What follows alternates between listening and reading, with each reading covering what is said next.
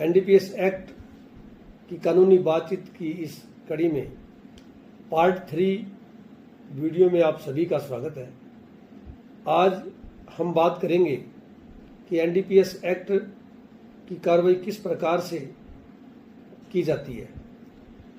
Police या investigation agency जिनको इस कार्रवाई के लिए प्राधिकृत गवर्नमेंट द्वारा किया गया है, उनके द्वारा 2 प्रकार से मुख्यतः यह कार्रवाई की जाती है, जिसका लीगल प्रोसेस है।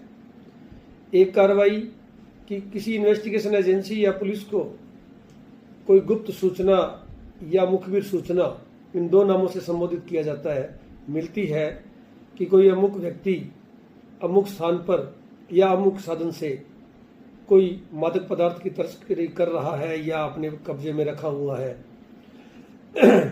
यह सूचना मिलती है तो पुलिस या इन्वेस्टिगेशन एजेंसी उस अमुक स्थान पर जाकर एक लीगल प्रोसेस अडॉप्ट कर उसकी कार्रवाई करती है। दूसरा, जब कोई एजेंसी या पुलिस रूटीन चेकअप कर रही है, चेकिंग कर रही है या गश्त कर रही है, उस दौरान किसी व्यक्ति को शक के आधार पर या चेकिंग के आधार पर रोका जाता है और चेक किया जाता है और उस समय उसके पास कोई मादक पदार्थ मिल जाता है तो उसके खिलाफ एनडीपीएस एक्ट की जब्ती की कार्रवाई अमल में लाई जाती है।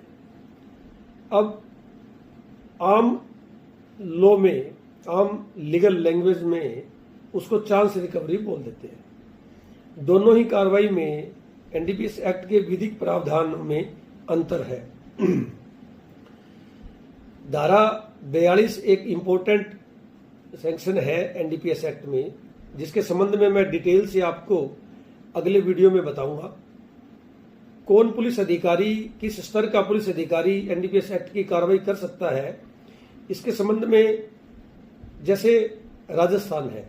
अब एनडीपीएस एक्ट की बात करेंगे तो उसमें सब इंस्पेक्टर से नीचे का कोई भी पुलिस अधिकारी यह कार्रवाई करने में सक्षम व्यक्ति नहीं है। अलग अलग स्टेट में अलग अलग नोटिफिकेशन 1985 में सरकार द्वारा जारी किए गए।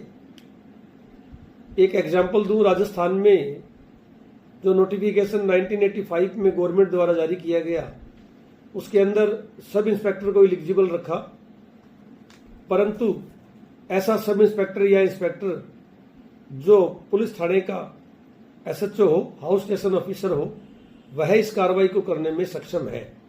यह बाध्यता उस नोटिफिकेशन में लगाई गई। इसी प्रकार पंजाब स्टेट है, रेलवे है, उन्होंने नोटिफिकेशन जो जारी किया उसमें असिस्टेंट सब इंस्पेक्टर को रखा। तो इस प्रकार से पूरे भारत में जितने भी स्टेट है, उन्होंने अलग अलग जो है एनडीपीएस एक्ट की कार्रवाई करने के लिए नोटिफिकेशन जारी किए और जो अधिकारी हैं उनके पद का निर्धारण किया। नेक्स्ट वीडियो में मैं आपको धारा 42 जो सबसे इम्पोर्टेंट इस एक्ट की धारा है, उसके संबंध में आपको इसकी जानकारी दूंगा।